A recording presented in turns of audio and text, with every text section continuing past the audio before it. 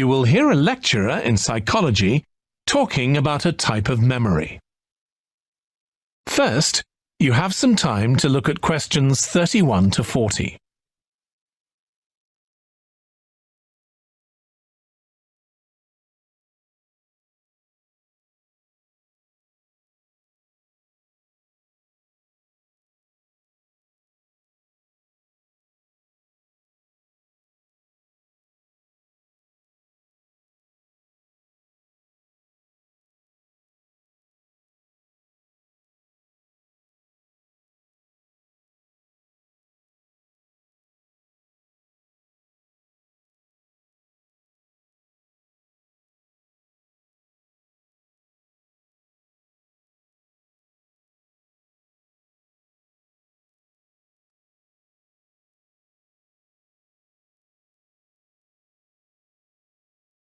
Now listen carefully and answer questions 31 to 40. Today, we'll be continuing the series of lectures on memory by focusing on what is called episodic memory and what can happen if this is not working properly.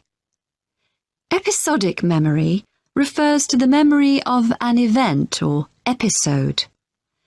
Episodic memories allow us to mentally travel back in time to an event from the past.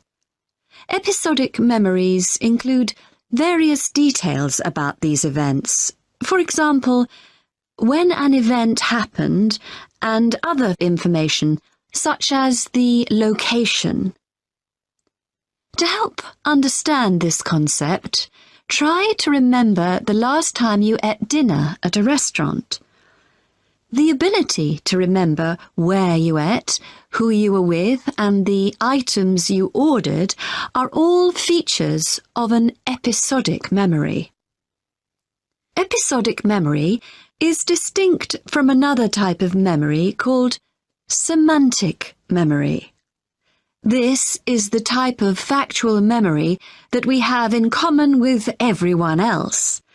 That is your general knowledge of the world. To build upon a previous example, remembering where you parked your car is an example of episodic memory. But your understanding of what a car is and how an engine works are examples of semantic memory. Unlike episodic memory, semantic memory isn't dependent on recalling personal experiences. Episodic memory can be thought of as a process with several different steps of memory processing, encoding, consolidation, and retrieval. The initial step is called encoding. This involves the process of receiving and registering information which is necessary for creating memories of information or events that you experience. The degree to which you can successfully encode information depends on the level of attention you give to an event while it's actually happening. Being distracted can make effective encoding very difficult. Encoding of episodic memories is also influenced by how you process the event. For example, if you were introduced to someone called Charlie, you might make the connection that your uncle has the same name. Future recollection of Charlie's name is much easier if you have a strategy to help you encode it. Memory consolidation, the next step in forming an episodic memory, is the process by which memories of encoded information are strengthened, stabilized, and stored to facilitate later retrieval. Consolidation is most effective when the information being stored can be linked to an existing network of information. Consolidation makes it possible for you to store memories for later retrieval indefinitely. Forming strong memories depends on the frequency with which you try to retrieve them. Memories can fade or become harder to retrieve if they aren't used very often. The last step in forming episodic memories is called retrieval, which is the conscious recollection of encoded information.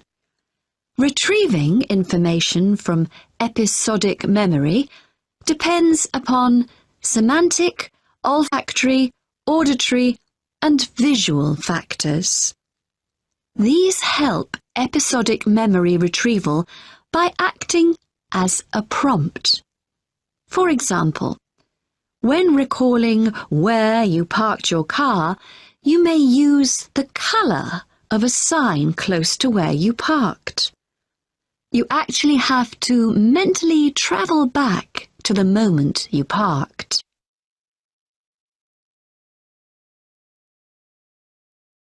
There are a wide range of neurological diseases and conditions that can affect episodic memory.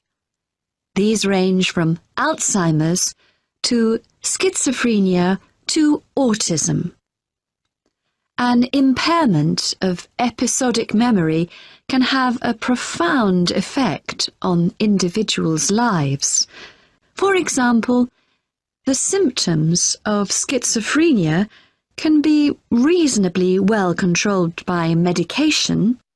However, patients' episodic memory may still be impaired, and so they are often unable to return to university or work.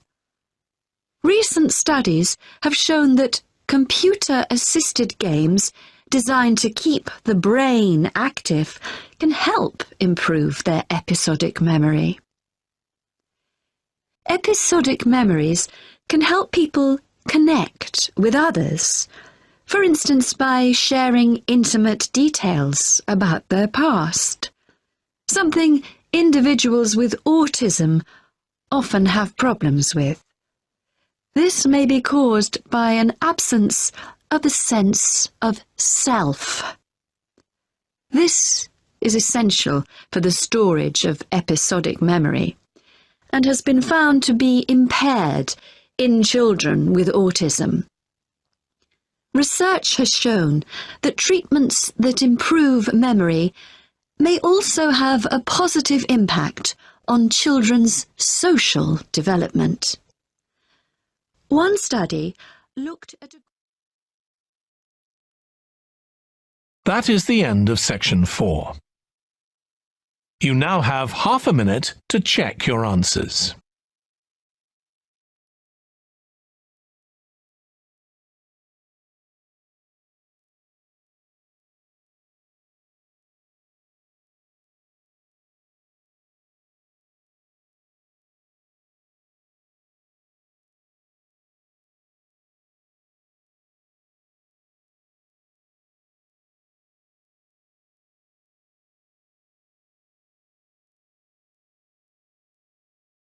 That is the end of the listening test. So we are at the last part of the test, and in this section 4 we have to write one word only, and I found this topic to be a very interesting one, although it may seem difficult, but once you start understanding this, it becomes quite interesting to follow as well. So this is something about episodic memory. We often see headings here, but this time we do not have any heading. So for question number 31, the speaker starts explaining what episodic memory is, and she mentions how this involves your ability to recall details from the past, of course, how you can memorize them, how you can keep them in your mind. And these details can be about when an event took place. So when an event took place can be the time, and the location of the past events, or in other words, where have these past events taken place. So the answer is location, as mentioned by the speaker. And then she says that episodic memory is distinctive than semantic memory, which is our ability to remember information or to understand information that is common to all of us. In other words, the general information about the world. So the answer is for 32 is the world. And then she cites an example that if you are thinking about where you parked your car, that means episodic memory because that is something specific to you, but your general information about cars or the way they work is common with everyone else in the world. So that is semantic memory. Then she says, unlike episodic memory, semantic memory does not involve recalling personal information. So that is the answer for 33, personal information. And then the speaker says that performing episodic memories involves three steps. First is encoding, which means receiving information and then registering it. Registering it, processing it means the same thing. And she says that in order for this encoding to be successful, or the level to which this is successful depends on the extent or the level of attention you gave to an event while it was taking place.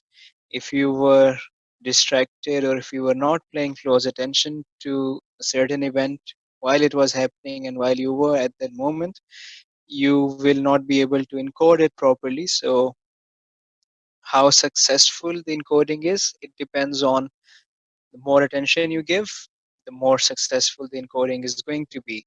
The answer is attention, as mentioned by the speaker. And then there is another example she gives that in order to remember a particular date, particular information, let's say a name, it is useful if you have a name and if you think your uncle goes by the same name. It is a strategy for you to remember such information in the future or for you to encode it. So every time you will see that person, you will be able to make the reference that my uncle has the same name. So information is about name, name, name. So to remember a name, Name is our correct answer. Then the next part is about consolidation. And the speaker says that this is how our memories are strengthened, stabilized, and stored. So that was the first bullet point. And the next one is that consolidation is most effective, it's most useful when memories can be added or can be linked with existing information. So linked, added, existing information, related information, and she says can be linked to the network of existing information. So our answer becomes network. Then she says that how successful the and once the memories are in the network of your related information, the retrieval of memories for an indefinite time, which means always, is strengthened or becomes stronger. The retrieval effects become stronger by the frequency. In other words, it means that how often do you think about a memory is the frequency. The more you think, the higher or the stronger are effects, the effects of its strength of retrieval. And then for question number 37, she says that the strength of memories, this retrieval, or how quickly can you retrieve a certain memory, increases its strength. So memories can fade over time if they are not being thought of, or if you're not retrieving them. So the strength of memories depends on how often do you think about it and what is the frequency of retrieval. So the answer for 37 becomes frequency. Then going to the last part about retrieval. she says that how successful this retrieval is, it often depends on symmetry or other kinds of auditory information. And then this information is sometimes or is often used as a prompt. And then the example came about where you parked your car. So you might think of the color of the signboard close to the place where you parked your car. So signboard, the object, the color becomes the answer.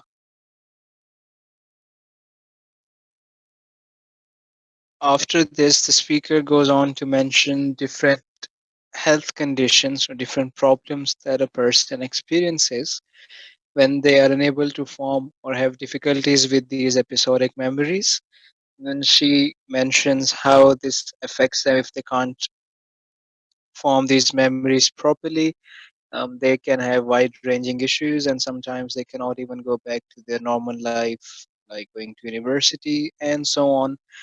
The next point, she says that it has been found that games which help keep the brain active have been found to help people form episodic memories better. So, help keep the brain active means that to stimulate the brain becomes our answer. And then for the last question, it is said that individuals with autism often have difficulties forming these memories, and this can be due to their lack of self, their understanding that they don't really have their own existence, their self, the concept of being themselves or self again is absent. There is an absence of the concept of self, and this is why they have problems. And this can be seen in children with autism. So she first talks about individuals with autism. We get our answer, and then at the end, it is said children with autism. So our last answer for this test is self. And this is the end of the explanation for all sections of the test. I hope you found these useful for your preparation.